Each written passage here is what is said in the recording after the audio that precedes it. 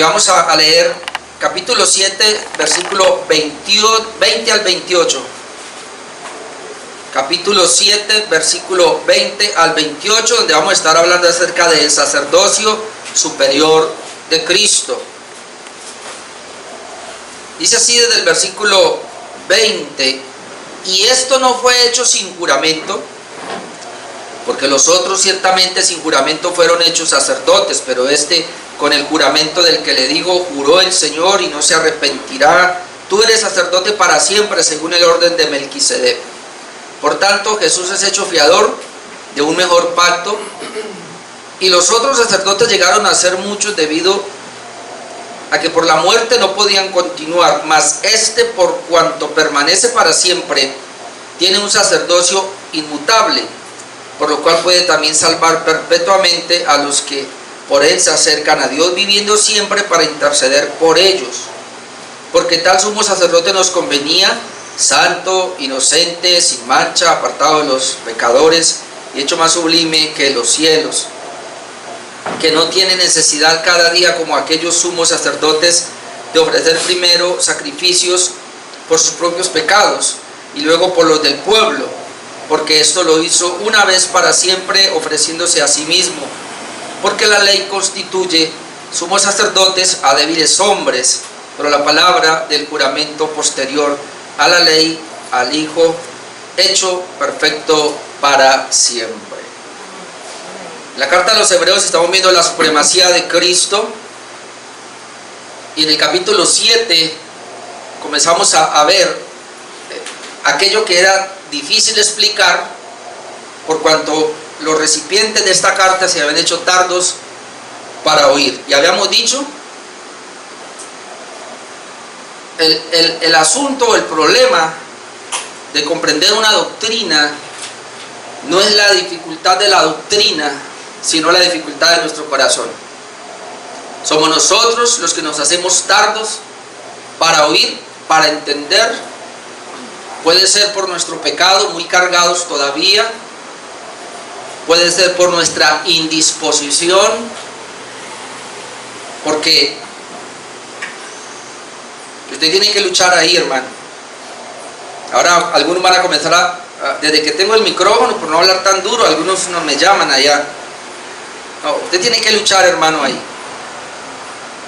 Porque yo, obviamente no estoy predicando, sino estoy dando una especie de enseñanza, y entonces como estoy muy suave, algunos parece que los arrullo. Entonces no va a entender nada. Y si le agregamos que usted viene con todos sus pensamientos de que voy a hacer esta tarde, para dónde voy en la semana, no, el problema que tengo, no, es que allí, es que allá, y entonces usted se mete en eso ahí, peor. Usted tiene que venir libre, hermano, a este culto, libre, para concentrarse en Dios, en su palabra. Amén. Hay cuenta que es el último mensaje que va a escuchar, porque saliendo de aquí viene el Señor. Amén. ¿Y qué va a hacer usted con allá, con su mamá, su papá, sus hijos, todos que los dejó allá, que me necesitan, y yo aquí en este culto diciendo que allá me necesitan? Hermano, usted no es indispensable para nada ni para nadie. ¿Y qué pasa si yo tengo 3 hijos pequeñitos y me muero? Es que usted no es el que los sostiene. Hay un Dios todopoderoso que los sostiene, y Él se encarga de ellos, sabe cómo hacerlo. Usted y yo, el problema es que nosotros nos agarramos tanto aquí abajo que pensamos que Dios no puede actuar sin nosotros, y eso es un evangelio humanista que hay en nuestro tiempo. Debemos solamente meternos en las cosas de Dios. Lo demás va a venir, obviamente. Somos responsables de lo que nos toca, pero lo más importante es eso. Jesucristo es superior a todo lo que ya vimos. Prácticamente está todo el Antiguo Testamento, y nos hemos quedado en que Él es superior, capítulo 7, al sistema de sacrificios, al sistema del sacerdocio levítico, y lo comenzó mostrando, hablando acerca de Melquisedec. Y es muy impresionante esto, porque cuando entendimos esta parte, por lo menos yo cuando la entendí, yo dije, uy, Señor, el sistema levítico con todos sus componentes, recuerde que es una copia solamente de lo que Dios le mostró a Moisés. Haga el tabernáculo y su sistema sacrificial conforme a lo que yo le muestro. Pero, hermano, había uno superior y primero, Melquisedec. Y es lo que muchos no entienden. Y el sacerdocio de Cristo, para poder ser mayor al arónico o al levítico, se hace semejante al de Melquisedec. Y entonces en el capítulo 7 veíamos la primera parte de eso, quién era Melquisedec, quién fue el que tuvo el encuentro con Melquisedec, Abraham, el mayor. ¿Y qué hizo él? Le entregó los diezmos. Obviamente porque el mayor bendice al menor, y en este caso Abraham, siendo el mayor en el pueblo, el sacerdocio de Melquisedec estaba por encima del mismo Abraham. Y decíamos que era una tipología de Jesucristo. Por eso después de que él viene y habla todo esto, y entonces luego especifica una y otra vez por qué Melquisedec es superior, ahora vamos a concluir en lo que acabamos de leer, como el sacerdocio de Jesucristo, ahora ya no el de Melquisedec, sino el de Jesucristo. Es decir, dejamos ahora el tipo y entramos al antitipo, ¿verdad? El tipo es la figura, la sombra. El antitipo es el cumplimiento o la realidad. Entonces ahora nos va a hablar del antitipo, que es la realidad o el cumplimiento del sacerdocio de Melquisedec. Tengo 3 puntos en esta mañana. Lo primero es por medio, el sacerdocio superior de Cristo por medio de un juramento divino. No me voy a demorar mucho ahí porque ya vimos el juramento. Obviamente hoy voy a tocar el mismo pasaje, pero vamos a mirar estos versículos. Versículos 20 y 22. El sacerdocio superior de Cristo por medio de un juramento divino. Es decir, este sacerdocio superior porque se hace por medio de un juramento divino. Versículos 20, 22, donde nos dice así: y esto fue hecho, podemos leer desde el 18, queda pues abrogado el mandamiento anterior a causa de su debilidad e ineficacia, pues nada perfeccionó la ley. Y aquí comienza: y de la introducción de una mejor esperanza por la cual nos acercamos a Dios. Lo veíamos hace 8 días. Y esto, es decir, esa esperanza por la cual nos acercamos a Dios, una mejor esperanza. Y ahí va a comenzar ahora a introducirnos el nuevo pacto. Dice: y esto no fue hecho sin juramento, porque los otros, es decir, otros sacerdotes, ciertamente sin juramento fueron hechos sacerdotes, pero Jesucristo, con el juramento del que le dijo: juró el Señor y no se arrepentirá, tú eres sacerdote para siempre según el orden de Melquisedec. Por tanto, Jesús es hecho fiador de un mejor pacto. Y entonces aparece la palabra pacto, y en el capítulo 8 va a hablar del pacto, del nuevo pacto. Recuerden que Dios habla a través de pactos. Hemos visto muchos pactos en el Antiguo Testamento, pero ahora está el nuevo pacto, o el nuevo pacto, o el pacto de gracia, como usted quiera llamarlo, por medio de Jesucristo. Entonces este sacerdocio de Jesús, que es superior, se hizo por medio de un juramento. El sacerdocio de Aarón, como ya lo leímos, fue constituido o hecho por la ley, y en cambio el de Cristo fue constituido y hecho por un juramento. El Señor juró. Cuando hablamos de la ley, recuerden que estamos hablando de la ley ceremonial. Muy importante que entendamos eso, porque alguno va a decir: ay, la ley, que ya quedó abrogado el mandamiento, quedó abrogada la ley. Veamos hace 8 días que se refiere a la ley ceremonial, no a la ley moral, ya que la ley moral es eterna. Cielo y tierra pasarán, pero sus palabras no pasarán. Basta con leer los salmos para usted ver cómo le daban el Salmo 119, cómo se engrandece la ley de Dios. Entonces, ese que terminó, es más, y le voy a decir algo: cuando decimos que terminó o que quedó abrogado, hermano, no vamos a tener la idea de que entonces no sirvió para nada. Ojo con eso, porque la ley sí sirvió. La ley, el antiguo pacto sí sirvió, es decir, cumplió el objetivo para el cual Dios lo había establecido. Sí sirvió. De hecho, por lo menos podemos encontrar como 4 cosas ahí el propósito de la ley, de todo esto. La primera, que el hombre se diera cuenta cuán pecador era. La ley tenía que hablarle de su pecado. Pero también la ley fue dada en un sentido para frenar el pecado, porque cuando ellos leían la ley, aún la ley moral de Dios, la leían, ellos se daban cuenta que entonces Dios restringe el pecado. además de ellos darse cuenta con pecadores son, también era para restringir. Dios usaba la ley para restringir el pecado. Y como lo vamos a ver ahora también, la ley obviamente mostraba cuán inútiles nosotros hemos sido y que a través de ella no nos podemos justificar. Por lo tanto, teníamos que mirar entonces una nueva ley, en este caso, o un nuevo pacto, que sería Jesucristo. Y como vamos a leer ahora en Gálatas, esa ley entonces culminaba llevándonos a Jesucristo. Y ahí finiquitó la ley. La ley en este caso ceremonial, porque ya Jesucristo, al cumplir obviamente todo lo que la ley establecía, los ritos y sacrificios, Jesús al cumplirlo ya entonces ya no se necesitaba. Pero la ley moral sigue vigente. Por eso ahora nos manda el Señor a guardar la ley, es decir, los 10 mandamientos, o la sombrilla de los 10 mandamientos, que sería lo que se llama la ley moral de Dios, porque nosotros no estamos sin ley. Entonces algunos dicen, no, nosotros ya no estamos bajo la ley, estamos bajo la ley de Cristo. Entonces yo pregunto, ¿y cuál es la ley de Cristo? Cristo, que es el mismo Dios, ¿tiene una ley diferente a la ley que Dios estableció en el Antiguo Testamento? Pues si usted me encuentra y me dice, esta es la ley de Cristo, y yo la veo en la Biblia, se la recibo. Pero yo la ley de Cristo que veo en la Biblia es la misma ley del Antiguo Pacto, solamente que el cambio ya está en las criaturas. Es decir, anteriormente no podían guardar la ley porque estaban todavía a un sistema de sacrificios que era una sombra, y porque todavía ellos eran salvos no porque el pecado les fuera quitado a ellos. Recuerden que la Biblia dice que el Señor pasó por alto los pecados. ¿Cuándo se les quitó el pecado verdaderamente a los antiguos, que fueron salvos por la fe? Dejé claro esos 8 días, ellos no fueron salvos por hacer un sacrificio. Cuando ellos hacían el sacrificio del cordero, ellos estaban mirando hacia el futuro, y la fe en ese cordero que iba a venir, el Mesías, era lo que los salvaba a ellos. Pero cuando hacían el sacrificio, esa sangre no pudo quitar los pecados. Entonces Dios, ¿qué tuvo que hacer? Tuvo que pasar por alto esos pecados hasta que vino Jesucristo, y cuando Jesucristo viene y muere, ahí es que Él lleva el pecado tanto de los antiguos como los de nosotros. Entonces ahí usted puede entender cómo con un solo sacrificio hizo perfectos para siempre a los santificados. ¿Y quiénes son los santificados? Desde Adán hasta el último, todos en un solo sacrificio. Antiguamente se salvaban por la fe mirando al Mesías que iba a venir, y de alguna manera se tipificaba con los sacrificios de corderos.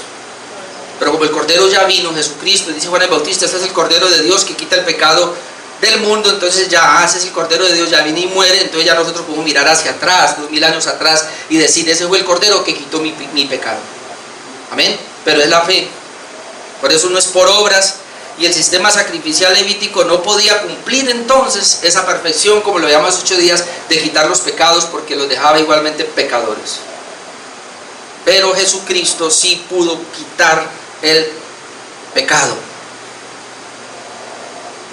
El sistema entonces de Jesús fue con un juramento. Dejémoslo ahí mejor. Usted después va al Salmo 110 del 1 al 5. Quería que lo leyera. Bueno, miremoslo mejor rapidito. Salmo 110, ¿sí? Porque si lo tengo acá, miremoslo de una vez. Salmo 110, que es donde, y vamos a leerlo todo, o por lo menos los primeros versículos, para que miremos que es un salmo mesiánico y está solamente ratificado para el Mesías.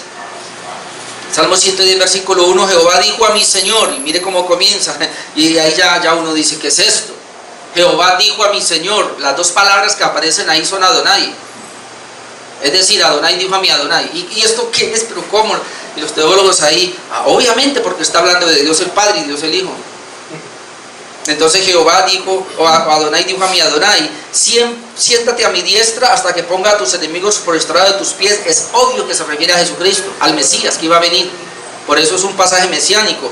Jehová enviará desde Sión la vara de tu poder, dominará en medio de tus enemigos. Tu pueblo te ofrecerá voluntariamente en el día de tu poder, en la hermosura de la santidad. Desde el seno de la aurora tienes tú el rocío de tu juventud. Y juró Jehová, y esta es la cita que estamos mirando, y juró Jehová, es decir, es constituido por un juramento y no se arrepentirá. Tú eres sacerdote para siempre, según el orden de Aarón. No, según el orden de Melquisedec, que es un sacerdocio también perfecto y eterno. Y el Señor está a su diestra y quebrantará a los reyes en el día de su ira. Y bueno, usted sigue leyendo allí. Entonces, Jesús llegó a ser sacerdote por un juramento de Dios, como lo acabamos de ver ahí. Este juramento hizo a Jesús fiador o garante de un mejor pacto. Y vamos a Hebreos capítulo 7, versículo 22, donde dice: por tanto Jesús es hecho fiador de un mejor pacto. La palabra fiador ahí es garante, donde viene la palabra garantía. Por tanto Jesús, y toma la palabra Jesús para que podamos comprender que ese Jesús que estuvo con ellos, ese Jesús al cual estaban abandonando para ir otra vez al sistema judaico, ese Jesús, dice, ahora fue hecho fiador de un mejor pacto. Ahora, ¿por qué Jesús es hecho fiador, es garante de un mejor pacto? Pues por todo lo que hemos venido hablando anteriormente de la ineficacia del pacto, del sistema sacrificial levítico, que le veíamos que no pudo perfeccionar nada. En cambio, el de Jesús sí lo pudo hacer con su propia sangre. Fue hecho fiador, es decir, es garantía de un mejor pacto. Escuche, entonces cuando dice mejor pacto tenemos que entender que es mejor al anterior, pero el anterior también fue bueno. Para ellos fue bueno. Si no hubiera sido bueno, Dios, ¿por qué lo iba a constituir? Porque algunos dirán, bueno, pero si esos sacrificios no quitaban los pecados, ¿por qué el Señor tuvo que permitirlo? Porque era una manera de mostrarle a los mismos judíos, prepararlos para el verdadero sacrificio que es Jesucristo. Y por eso les habló una y otra vez en la Escritura. Ellos tenían que poder verlo. Pero pues no lo vieron, estaban un poco como entorpecido su corazón. Por eso mire lo que dice el 8:6, que lo vamos a ver después, capítulo 8, versículo 6. Dice: pero ahora tanto mejor ministerio es el suyo, cuanto es mediador de un mejor pacto establecido sobre mejores promesas. Ahí amplía. Mediador de un mejor pacto establecido sobre mejores promesas. Yo no voy a hablar del pacto ahora porque eso lo vamos a hablar en el capítulo 8, así que vamos a esperar ahí. Jesús es el cumplimiento de la promesa. Vamos a ir a Gálatas capítulo 3, versículo 17. Jesús, para ver entonces por qué Jesús es fiador o nos garantiza un mejor pacto. Bueno, porque Él es el cumplimiento de la promesa. Gálatas 3, 17 dice: esto pues digo, el pacto previamente ratificado por Dios para con Cristo, la ley que vino 430 años después. Esto tenemos que entenderlo, porque hay personas que no entienden esto. El pacto, en este caso mosaico, era solamente una sombra, pero recuerde que la promesa estaba antes del pacto. La promesa fue con Abraham, de que Dios le habla a Abraham y le dice: en tu simiente serán benditas todas las naciones de la tierra. Es decir, la bendición es que en la simiente de Abraham, que es Jesucristo, iban a ser salvos de todas las naciones de la tierra. Así que cuando Dios establece el sistema levítico con Moisés, no era para salvación. Y Israel tenía que tenerlo claro, eso no lo salvaba. Ellos tenían que tener claro que eso no lo salvaba. Pero ¿por qué entonces hacían las cosas? Porque Dios así se los había ordenado. Como ahorita el cumplimiento de la ley moral a ti no te salva. ¿Pero por qué yo lo hago? Porque Dios así dijo que lo hiciera. Y aunque tú no comprendes, porque tal vez tú y yo no comprendemos, pero si yo no soy salvo por guardar la ley moral de Dios, entonces ahora que soy salvo, ¿por qué tengo que guardar la ley de Dios? Porque así le plació a Dios y punto. Tú y yo no tenemos que objetar a eso. ¿O sí? Entonces Él no es mi Señor. Si yo pongo en tela de juicio la ley de Dios, Él no es mi Señor, porque Él fue el que lo dijo. ¿Si me amáis? Bueno.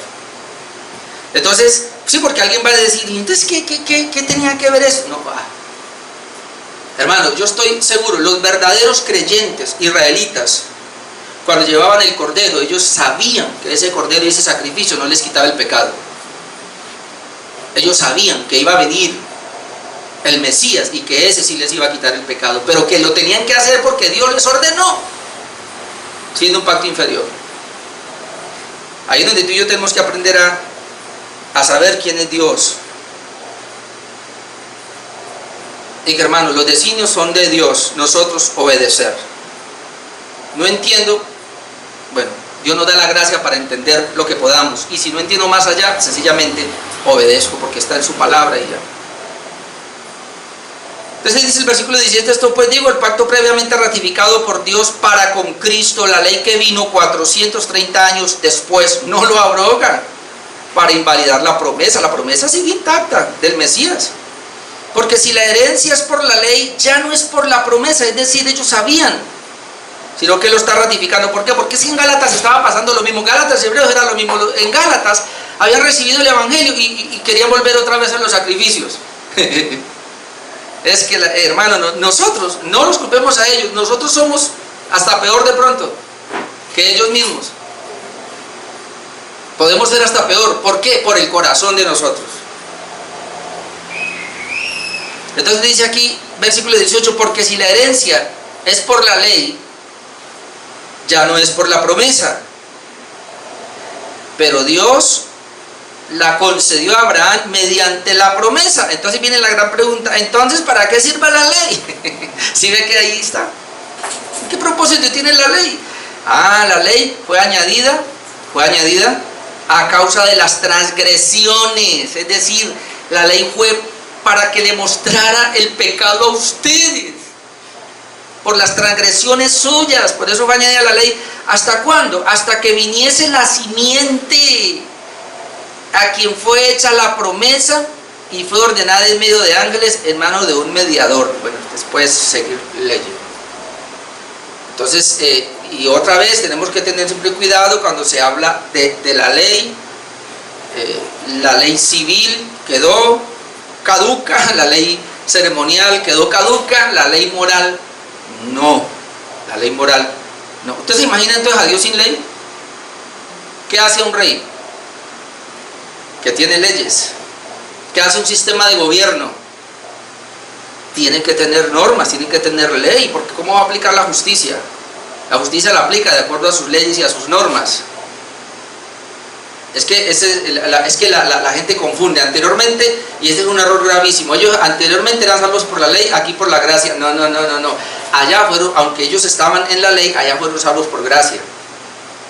Y nosotros estamos aquí en la gracia y somos salvos por la misma gracia, pero necesitamos la ley. Es decir, allá estaban bajo un sistema de ley, pero necesitaban la gracia. Nosotros estamos aquí en la gracia, pero necesitamos la ley. Esas dos cosas tienen que ir bien de la mano. Entonces Dios es la garantía de las mejores promesas, porque Dios no puede fallar. Y usted puede ir a Filipenses 3, 20, 21, por lo menos una de las promesas que traje, pero se la dejo para que la mire. Entonces el apóstol Pablo dice que entonces nosotros tenemos cielos nuevos y tierra nueva, y que nosotros vamos a ir allá, nuestra ciudadanía está en el cielo, de donde esperamos a nuestro Salvador. Esa es la promesa que nos ha hecho Dios a nosotros, por medio de Jesucristo.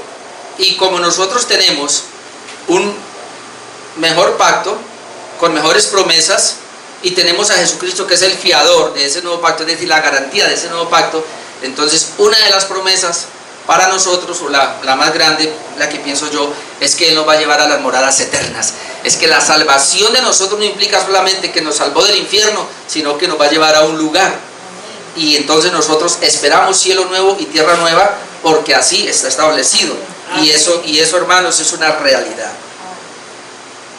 Entonces, es mejor pacto porque Jesús fue hecho mediador, pero a la vez fue hecho fiador. Escuche esto: Moisés fue hecho mediador. Moisés es el mediador, él era el mediador, acuérdese, como lo vimos en las prédicas anteriores. Pero Jesucristo fue hecho mediador y fiador. ¿Ve por qué es mejor? Jesús no solamente fue hecho mediador y es mediador ahora, sino que Él es fiador. Es decir, Dios mismo y juró, así como Dios lo juró, tú eres sacerdote para siempre. Ahora hay una garantía, y la garantía es Jesucristo. ¿Y qué más garantía que ese Jesucristo, que es el mismo Dios, vino y se encarnó, murió por nosotros, pero resucitó?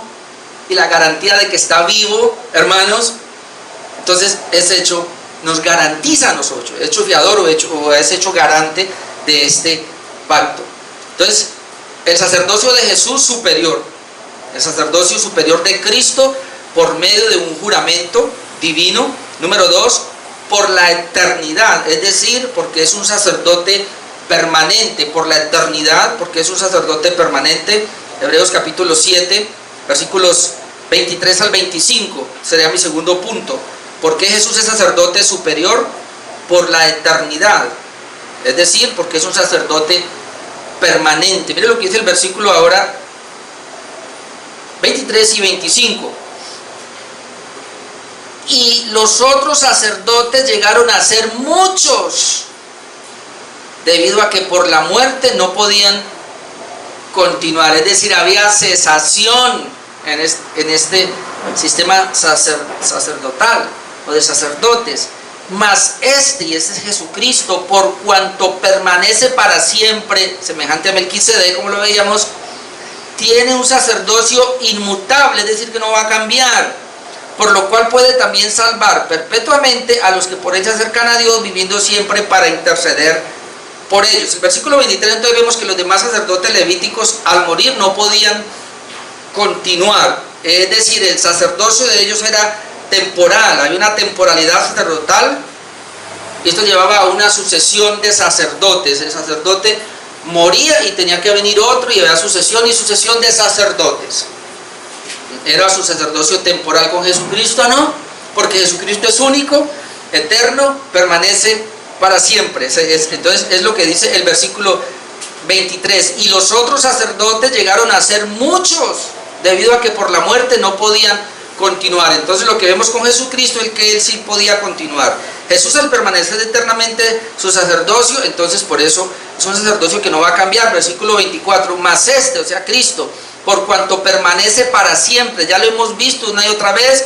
De hecho, otra vez vuelve a tomar el Salmo número 114. Jesús fue hecho sacerdote para siempre, según el orden de Melquisedec. Por cuanto permanece para siempre, tiene un sacerdocio inmutable. Es decir, el sacerdocio de Aarón cambió. ¿Y por qué cambió? Tenía que cambiar, porque era débil, no podía continuar, los sacerdotes morían. El de Cristo, como es eterno, entonces dice que ese sacerdocio es inmutable. La palabra inmutable es que no cambia, él no va a cambiar, es decir, él está fijo, y eso es una garantía para nosotros. Versículo 25, no solamente este sacerdocio ahora nos salva eternamente, sino que su intercesión es eterna, y esto, hermanos, es impresionante. Versículo 25, por lo cual puede también salvar perpetuamente a los que por él se acercan a Dios, viviendo siempre para interceder por ellos. Note, Moisés o Aarón, el sistema levítico, no pudo salvar, porque ellos lo que hacían era una representación del verdadero Salvador. En cambio, Jesucristo, dice el versículo 25, él, por ser eterno, por ser el mismo Dios, él sí pudo salvar. Mira lo que dice, por lo cual puede también salvar perpetuamente, es decir, la salvación de él tiene que ver acorde a lo que él es. Él es eterno, así que su salvación es eterna, es una salvación que va a perpetuarse. Además de que se perpetúa, dice, a los que por él se acercan a Dios, y hay algo más, viviendo siempre para interceder por ellos. ¿Sabe, mi amado hermano? Ahora mismo Jesucristo está intercediendo por nosotros. No solo nos ha salvado, sino que está intercediendo por nosotros. Si usted no se ha preguntado por qué, ahora mire la intercesión de Jesús. ¿Se acuerda Pedro? El Señor dice, no, esta noche vienen por mí, y dice, todos ustedes se van a escandalizar. No, Señor, no, yo no. Pedro se le acerca y le dice, Señor, hasta la muerte contigo. ¿Y sabe qué le dice Jesús? Vea, Pedrito, tú me vas a negar 3 veces, pero en Lucas usted puede leer lo siguiente, y él dice, vea, yo he orado por ti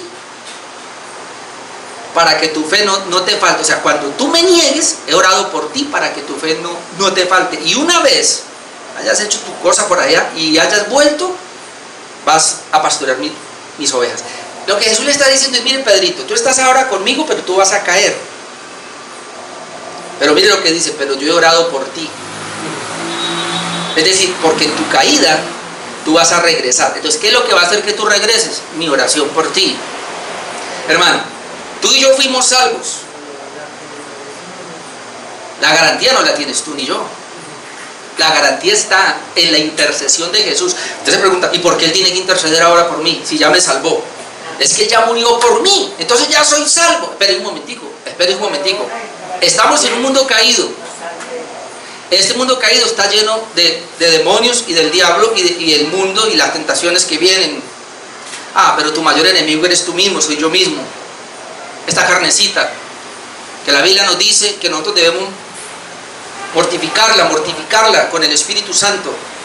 Si no dependemos de Dios y del Espíritu Santo, la carne se va a levantar y nos va a llevar otra vez al pecado. Entonces hay que mantenerla mortificada. ¿Hasta cuándo va a hacer esto? Hasta que venga Jesús y nos entra a nosotros en el estado de glorificación. Pero hay un problema.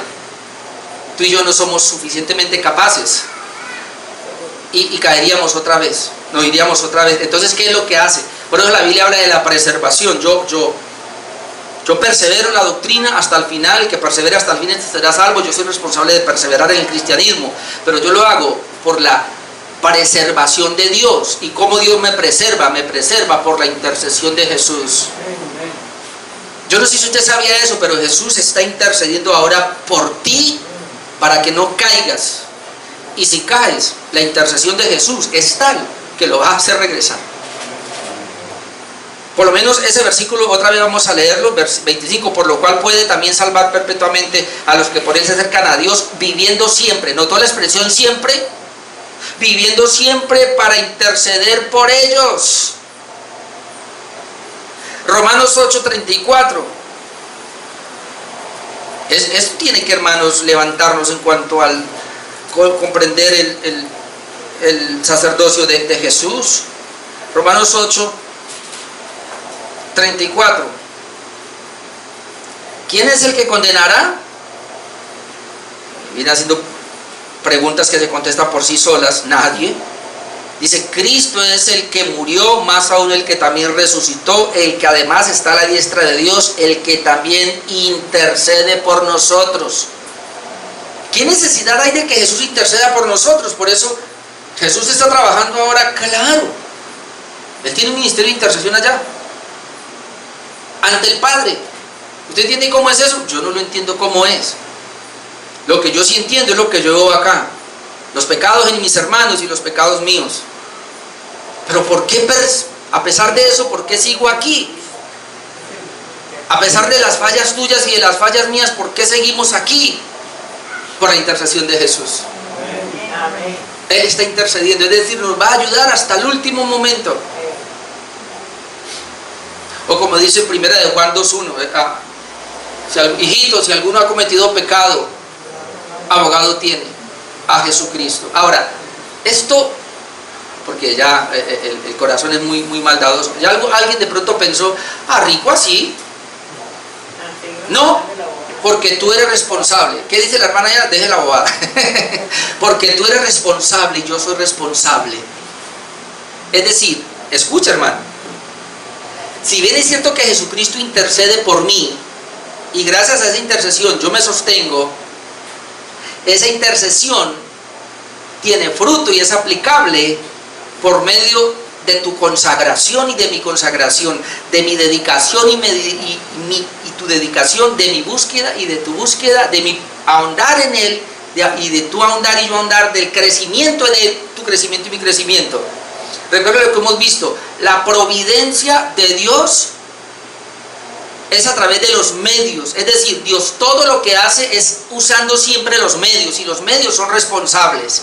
Dios intercede por ti, intercede por mí en la medida en que tú te acercas a Él y le pide fuerza y usted toma. A ver,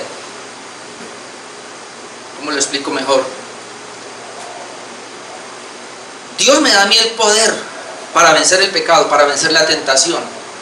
Y se presentó la tentación y Dios me da el poder y me da la capacidad, pero yo tengo que tomar la decisión de retirarme para no caer. Es decir, ¿cómo Dios me guarda a mí cuando yo tomo la decisión? Eso yo no lo entiendo, usted tal vez no lo entiende, pero nosotros somos los medios. Recuerdo cuando estamos en el sur, hemos hablado de causa primaria y causa secundaria. Dios es la causa primaria de todo lo que ocurre, absolutamente de todo, aún de los movimientos de mis manos aquí. Dios es la causa primaria, pero esa causa primaria no lo puede hacer sin esta causa secundaria que soy yo. Es decir, si bien es cierto que este movimiento de mis manos es causado por Dios, Él no lo hace sin mí. Es decir, yo soy la causa secundaria que hago el movimiento, pero este movimiento yo no lo puedo hacer sin la causa primaria que es Dios. Entonces Dios es responsable de todo, hermanos, sí, pero yo también. ¿Cómo funciona eso? No sé, pero es muy importante que entendamos eso. La perseverancia de nosotros, la preservación de nosotros depende de nosotros como causa secundaria, pero esto es posible a Él como causa primaria que está intercediendo por nosotros. Es decir, si Él no intercediera por mí, yo estaría caído hace rato, o cuando he caído no me hubiera podido levantar jamás. Pero levantarse depende a que Él está intercediendo por mí. Por eso esta no es una doctrina ahora que usted diga, no, chévere, porque si Él intercede por mí, entonces yo ahorita me relajo. No, hermano, si usted se relaja, usted ni ha entendido. Y el mayor peligro, no solamente es que no haya entendido, sino que el mayor peligro es que usted no sea de Él. ¿No oyó lo que dije? Porque ningún hijo de Dios que conoce esta doctrina la va a tomar como libertina. Eso es lo que estamos viendo los jueves. Hombres impíos que entraron a la congregación, ¿y qué fue lo que hicieron? Tomaron la gracia en libertinaje. Aquel que toma la gracia en libertinaje, que dice que porque ya es algo puede hacer lo que se le da la gana, no conoce la gracia. Si la conoce en su cabeza, pero jamás en su corazón, porque no tiene una realidad de esa gracia en su corazón. Ahí es donde entonces, por ese hilo tan delgadito, algunos se vuelven o legalistas o antinomianos. Ese es el peligro más grande que hay. ¿Qué hace el antinomiano? No necesito la ley, porque Dios lo hace todo. ¿Qué hace el legalista? No necesito a Dios, porque yo lo hago todo. Es mi responsabilidad. El legalista dice, es mi responsabilidad, por eso tú puedes perder la salvación. El antinomiano dice, tú ya eres salvo, no necesitas hacer nada. Ambas cosas son herejías. Nosotros tenemos que entender bien esa causa. Desde que yo aprendí eso dije, Señor, gracias. Causa primaria y causa secundaria. Yo soy responsable de lo que Dios me puso a hacer. ¿Quiere usted vivir una vida santa? Le toca depender de Dios, de la palabra, de la iglesia, de la oración. Si no, hermano, a tierra se viene. Y Dios no me está sosteniendo, pues soy su hijo. Pero es que Él lo hace por medio de las causas secundarias. Así que somos responsables.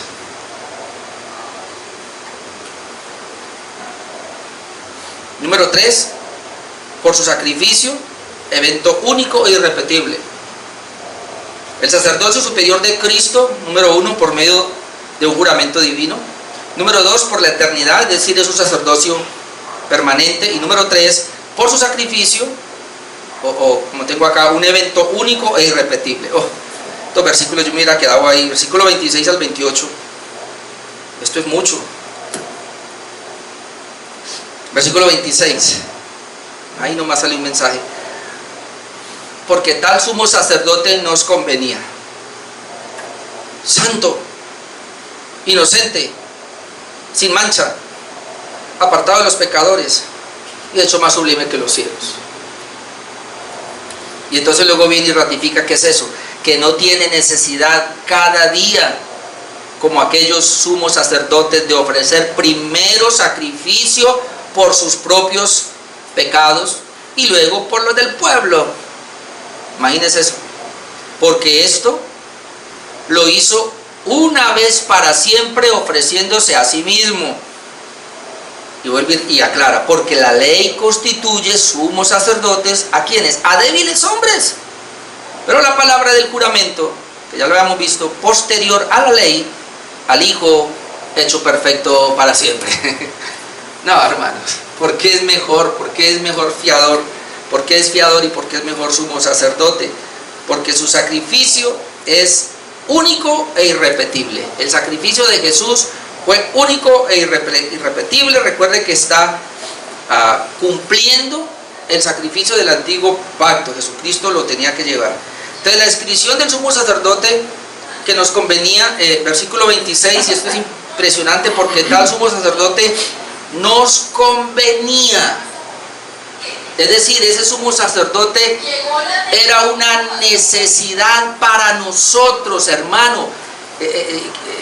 A ver, hasta ahora pues me llega esto. ¿Qué hubiera pasado si todo Israel hubiera sacrificado y todo el sistema sacrificial que hicieron y todo, y Jesús no viene? ¿Hubiera servido? Para nada, para nada. Entonces, ese sacrificio de Jesús, ese sumo sacerdote, nos convenía. Por eso es lo que está diciendo, o en otras palabras, era tan necesario, tenía que ser así, se creaba una necesidad, porque si no hubiese sido así, tú y yo no hubiéramos sido salvos, nadie hubiera sido salvo, aún sacrificando. Hermano, por eso las religiones que existen en el mundo, pobrecitas. Digo yo pobrecitas, aunque no pobrecitas. Pobrecitas en el sentido de que están todos ciegos y no pueden ver. Pero no son pobrecitos porque son responsables ellos mismos. Y ellos están tan creyendo en su naturaleza, en su religión. Porque todas las religiones, ¿qué es lo que hacen? Confían en lo que ellos hacen. Mientras que nosotros no. La religión correcta o verdadera es aquella que puede confiar en lo que Jesucristo hizo. Amén. Y eso somos nosotros. Confiamos no en lo que nosotros hacemos, sino en lo que Jesucristo hizo. Y entonces hay una descripción de ese sacerdote, brevemente la describo. Primero dice que él es santo. La palabra santo es separado, es decir, es como Dios, y en todos los aspectos él es libre de pecado. Él es santo, él es inocente, es decir, sin culpa, es decir, no está manchado como los demás sacerdotes, porque cuando dice que él es inocente, la otra versión dice él es sin mancha, no está manchado. Todos los sacerdotes estaban manchados. Tan manchados estaban que tenían que hacer sacrificios primeramente por ellos y luego por los del pueblo. Y Jesús no tenía que hacer ningún sacrificio por él. El sacrificio de Jesús fue por nosotros, que éramos los que estábamos manchados, porque él fue perfecto. Dice que puro, la palabra puro acá es incontaminado, inmune. Jesús, la pureza de Jesús lo hace inmune al pecado. Y es impresionante, pero aunque Jesús cargó el pecado, él no fue pecador. Hermano, míreme, Jesús llevó tu pecado y yo mi pecado, pero Jesús nunca fue pecador. Mire, tu pecado y mi pecado, que es mucho, no lo tocó a él, no lo hizo pecado. Entonces, ¿por qué murió? Porque Jesús lo que hizo fue pagar la deuda por nosotros, es decir, él asumió la culpa. Lo que él hace es, yo no soy pecador. Cuando la Biblia dice que está cargando nuestro pecado, usted no se imagina ahora que es que ay, todos los pecados de nosotros los pusieron encima. No, son expresiones metafóricas para que podamos comprender. ¿Usted se imagina al Señor cargando un bulto de pecados? O como el libro de Juan Bunyan. ¿Usted se imagina a esa persona cargando ese poco de pecados ahí, que ese costal que lleva? Así no es, porque el pecado está en usted, está adentro. Y el pecado no es un espíritu que viene a mí, una cosa que llega. El pecado es una intención suya.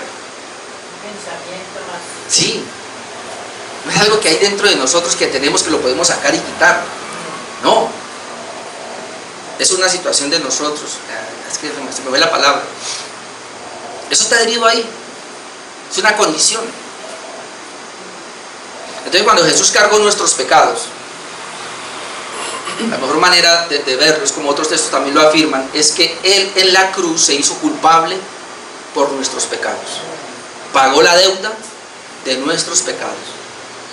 O usted de los que ora, Señor, quita el pecado de mí, como dice el salmista, y tíralos al fondo del mar. Yo así oraba anteriormente: Señor, este pecado que está en mí, Señor, sácalo, arráncalo. Yo lo estoy mirando, me lo imagino, y tú te lo llevas y lo metes a la profundidad del mar, y hasta allá llegó el Señor, ya no vuelve a mi vida. O sea, yo era todo romántico, yo no sé, más bien tonto era que era. Pero porque así me enseñaba. Ahora como que uno despierta un poquito, en la medida que aprende un poquito. ¿Usted oró así? ¿O usted se imagina a veces que los pecados salen de usted y van por allá? Bendito Dios. ¿Qué más era? Apartado. La palabra apartado aquí es que aunque participó de nuestra humanidad, no participó de nuestros pecados. Fue diferente, aunque fue amigo de pecadores. En Mateo 11:19 dice que Jesús fue amigo de pecadores. Él fue amigo de pecadores, estuvo con los pecadores, murió por los pecadores, pero él fue apartado, es decir, no participó de nuestra humanidad caída. Jesucristo ni se le pase por la mente de que el pecado lo afectó a él para nada. No, hermanos, él puro, siempre puro, toda la vida, todo el tiempo. Sublime, la palabra sublime dice que hecho más sublime que ¿qué? Que los cielos, es decir, la palabra sublime muy elevado, muy alto, es decir, él traspasó los cielos. Y uno lo puede ver por lo menos en el mismo Hebreos 1:3, ya que estamos ahí, rapidito acá para Hebreos 1:3, ya lo habíamos visto, pero dice, el cual siendo el resplandor de su gloria y la imagen misma de su sustancia, quien sustenta todas las cosas con la palabra de su poder, escuche, habiendo efectuado la purificación de nuestros pecados por medio de sí mismo, se sentó a la diestra de la majestad en las alturas. Lo he hecho más sublime. Pero brevemente, Efesios 4:10, y rapidito, Efesios 4:10 dice así. Ya estoy en Filipenses, ya estaba diciendo que aquí hay algo raro. Ahora sí, Efesios 4:10 podemos leer lo siguiente. Dice que el que descendió es el mismo que también subió por encima de todos los cielos para llenarlo todo. El que descendió es el mismo que también subió por encima de todos los cielos. Entonces Jesucristo fue hecho más sublime que los cielos, es decir, traspasó los cielos.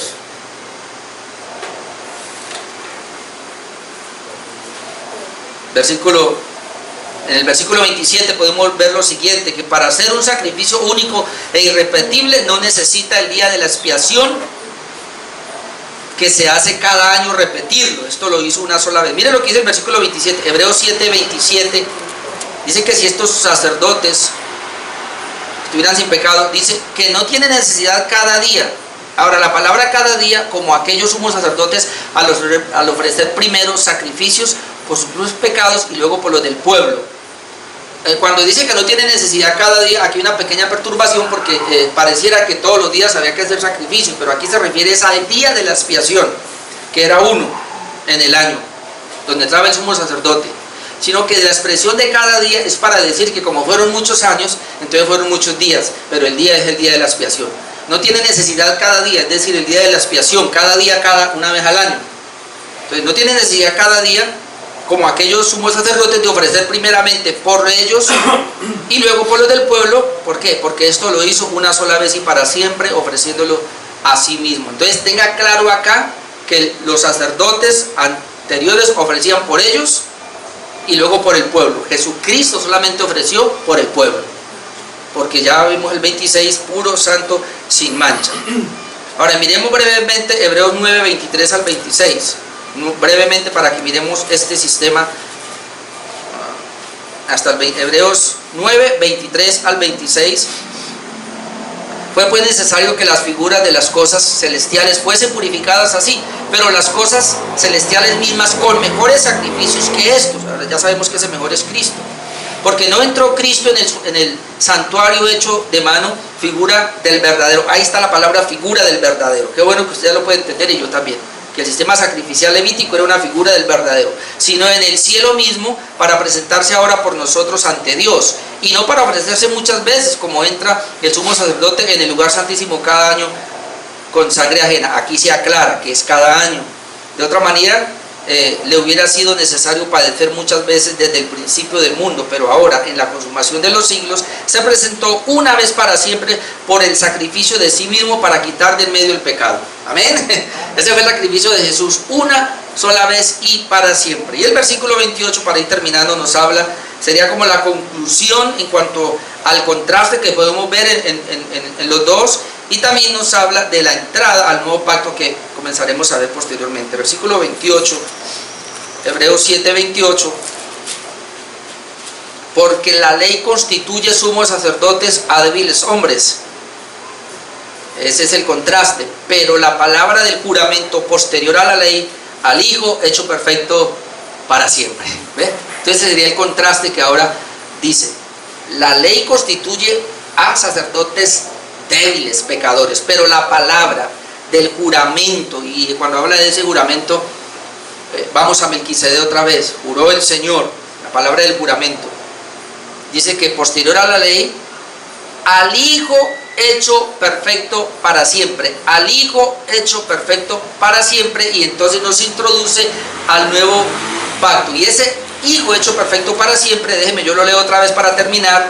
Ese Hijo hecho perfecto para siempre es el versículo 26, Hebreos 7, 26, porque tal sumo sacerdote nos convenía, santo, inocente, sin mancha, apartado de los pecadores y hecho más sublime que los cielos. Amén. Ese es el sumo sacerdocio de nuestro Señor Jesucristo, que es superior al sistema levítico. Póngase de pie y oremos.